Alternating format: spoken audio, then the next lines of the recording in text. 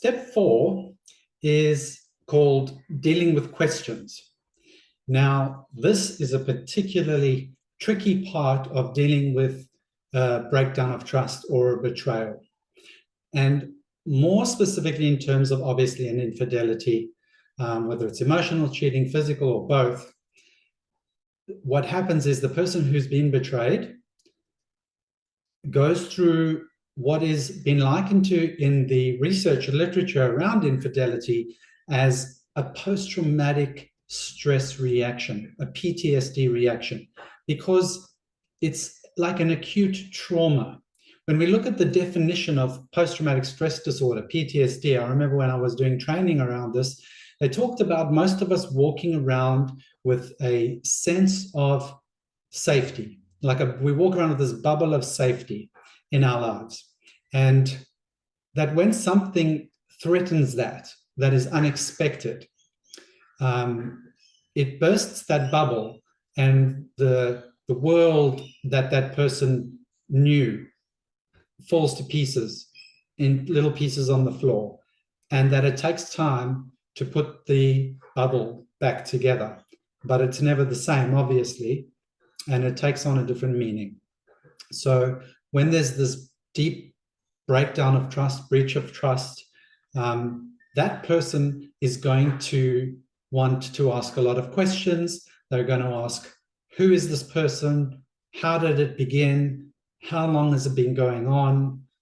What were you doing when you said you were over there?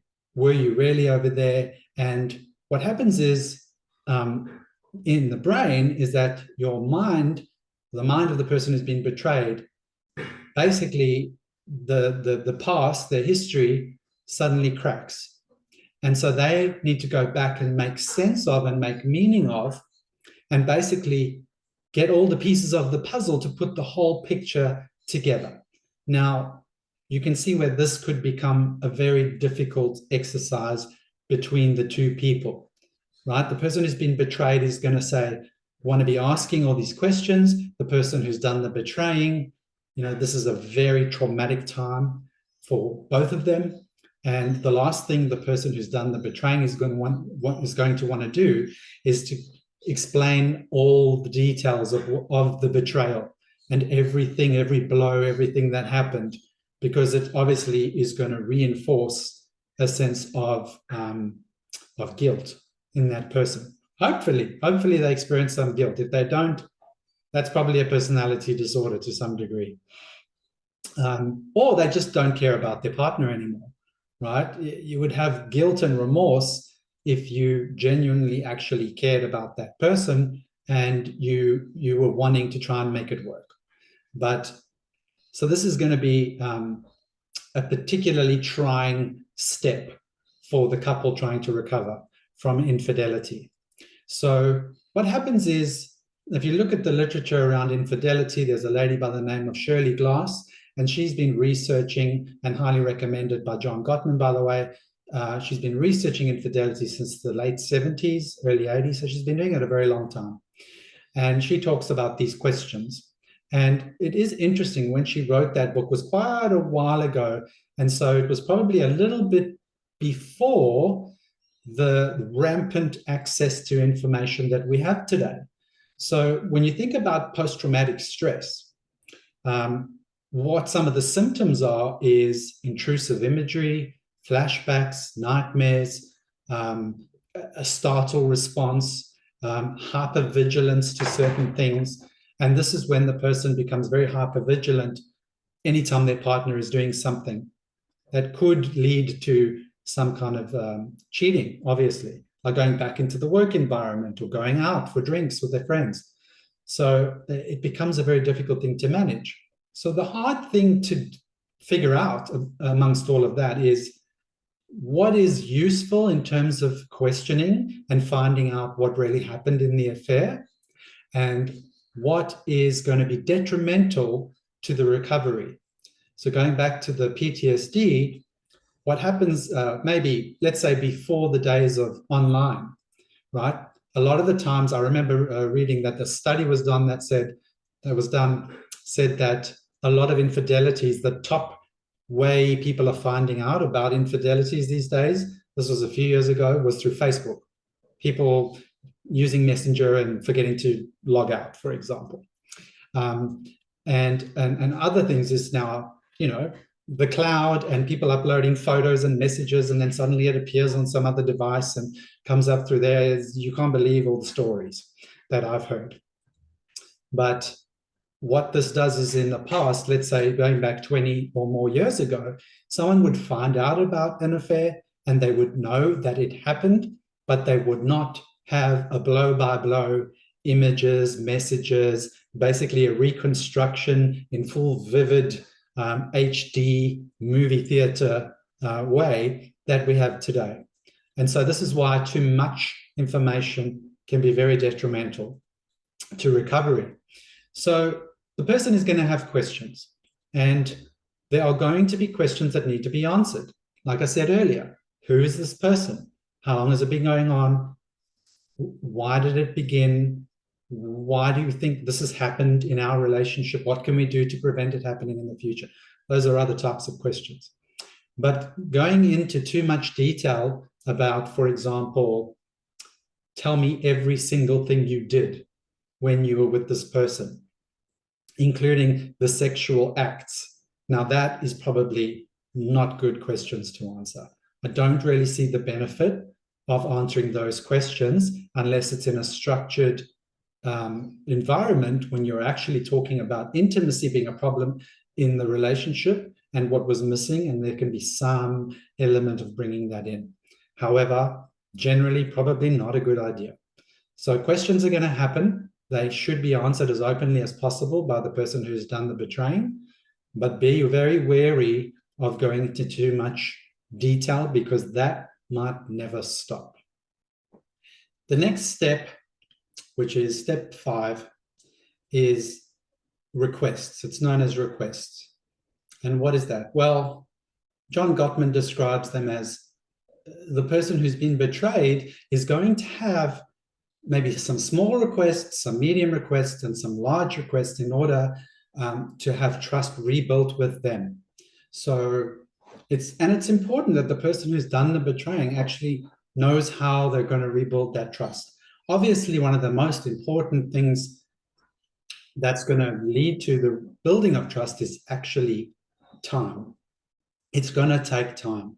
And any couple who's been through and successfully survived a major infidelity will tell you that it takes a good 8 to 12 months just to get back to some kind of normal. Now, the trust is something that I remember reading about, trust being fragile. As an example, trust being described as building a very intricate castle on the sand near the water, and that it could take you a very long time to make it, but one wave can wash the whole thing away, and it would take you a long time to rebuild. You've got to have the patience, and you've got to know how to rebuild it. So the requests that might come, for example, from the person who's being betrayed, a small one might be, maybe not so small to some people, but open devices, right? No passwords on phones and laptops or emails or social media. Just open it all up, because if you can't, then why not? Now, I had a couple that went through an infidelity, and they'd been together 20 years.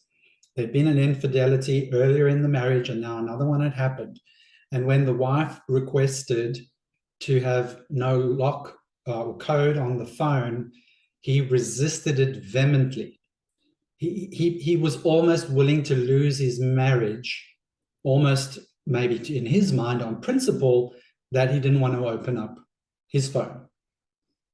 His excuse was, there's banter between me and my work colleagues who are both male and female, and you're going to get triggered and upset about what we talk about. Well, stop doing the banter then, right? Is your marriage more important? Is the banter with your work colleagues important? It comes down to priorities at these critical points in a relationship. What do you want? Do you want to have a future and keep the family together, or keep the relationship? Or, do you want to get defensive?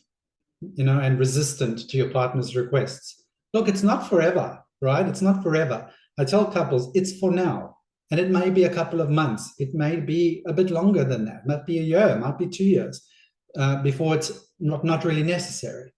But a small request like that of not having passwords should be honored in the short term. Another request, which might be a medium-sized request, is, that's not even medium, I think it's small actually, is if you're going out, I want to know who you're out with. I want to know how long you're going to be. And I've had this as an example. Can you take a photo of the food you're eating or of the place that you're at and send it to me? Right? Yeah, why not? There might be a tracking thing. Now some people won't go for that, but we use it with our kids. Life 360 is a very popular app, shows where people are and warns if the battery's getting flat, that kind of thing. Might be something that works for some people. The person might be genuinely remorseful and absolutely recommitting back to the marriage, and they might go, whatever you want, whatever you need. But it may not go that way. So a medium request might be something like that. A large request would be, for example, if a manager slept with his secretary or his EA, and the person who's been betrayed says, so obviously it could be his, her, they, could be anyone. I'm just using it for ease of reference. But let's say it was a male, he slept with his female secretary, and his wife says, I need you to fire the secretary. Get rid of her. Now, some countries it might be easier than others to do that. In Australia, for example, you can't just go around firing people for no work-related reason. Okay, it's tricky. Obviously, it's tricky. But it probably will end up going that way, or the person will leave anyway. But in the short term, you may not be able to do that. There might be a request that says, well, if you can't fire the person, which would be horrible, it's not her fault. She shouldn't lose her job because of it, obviously. But maybe it's better that she becomes an EA to someone else in the business, for example. Reasonable. I think that's a reasonable thing. And other large requests like, I need you to quit your job. I need you to move to another company, right? Because I can't have you working in the same space as this person. And if that's not possible, then I absolutely need to know if you bump into them and what you say and what happens. And be open and honest if they try and reach out to you in any way as well, and show me, right? Now, this sounds really overbearing and controlling, but it is part of the requests that need to happen in order to rebuild the trust.